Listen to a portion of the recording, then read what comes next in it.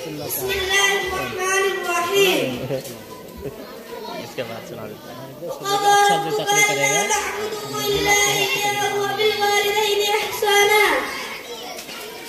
सदर मोहतरम हकम साहिबान मुशफ़िक़ा सदर-ए-किराम, अजीज साथियों, आज के सालाना जीवन में मेरा मौजू है अपने वालिदैन। हजरत, क्या आप बतला सकते हैं अल्लाह के बाद दुनिया की वो कौन सी हस्ती है जिसके असरात हम पे सबसे ज्यादा है?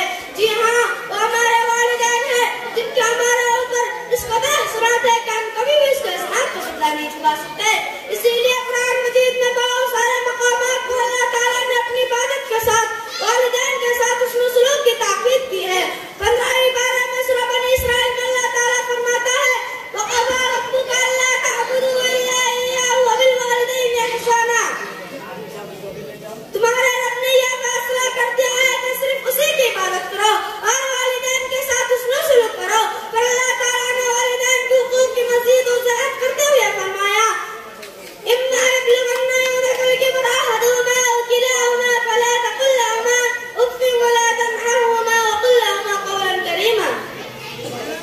अगर वालिदैन में से कोई एक या दोनों बुढ़ापे की हालत में पहुंच जाए तो उनको उसका ना कहो, उनसे नरमी के साथ बात करो, उनके लिए सिफ़त और रहमत के बाजू फैला दो और यह दुआ करते रहो, ऐ मेरा रब, जैसे इन दोनों ने मुझे बचपन में पाला पोसा तो इन पर रहम फरमा। मेरे भाइयों, वालिदैन का मकाम और मर्तबा हमारी शरीयत इस्लामिया में बहुत जबरदस्त बताया गया है।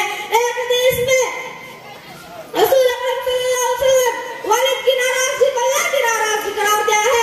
एक मर्तबा अल्लाह के रसूल सल्लल्लाहु अलैहि वसल्लम से किसी ने पूछा, ऐ अल्लाह के रसूल, मेरे अच्छे सलूक का सबसे ज्यादा हकदार कौन है? आप सल्लल्लाहु अलैहि वसल्लम फरमाया, तुम्हारी माँ।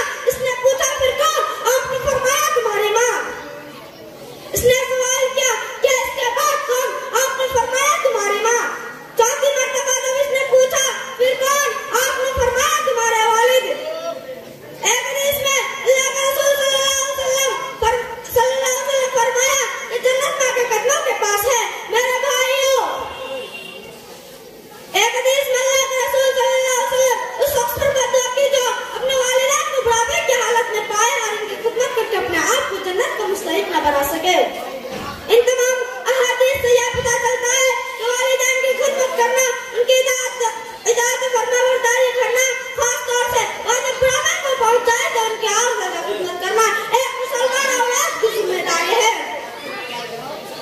और ये सारे अमाल इंशाअल्लाह इंसान को जन्नत का मुस्तहिक बनाएंगे। मगर याद रहे, अगर वालिदैन को ऐसा हुक्म दे जो अल्लाह और उसके रसूल के फरमान के खिलाफ हो तो इन वक्त इनकी बात नहीं मानी जाएगी। अल्लाह ताला कुरान मजीद में फरमाता है, वन जाअलका अला अन तुशरिका बिमा लैसा लका बिही इल्मुन फला तुतिहुमा व साहिबहुमा फिद दुनिया माअरूफा। यानी वालिदैन अगर तुम्हें शिर्क में मुब्तला करने की कोशिश करे तो उनकी इताअत मत करो, अलबत्ता दुनिया में भलाई का सलूक करो, भलाई का सलूक बरकरार रखो। अल्लाह ताला से दुआ है कि हमें अपने वालिदैन की इताअत करने की तौफीक अता फरमाए।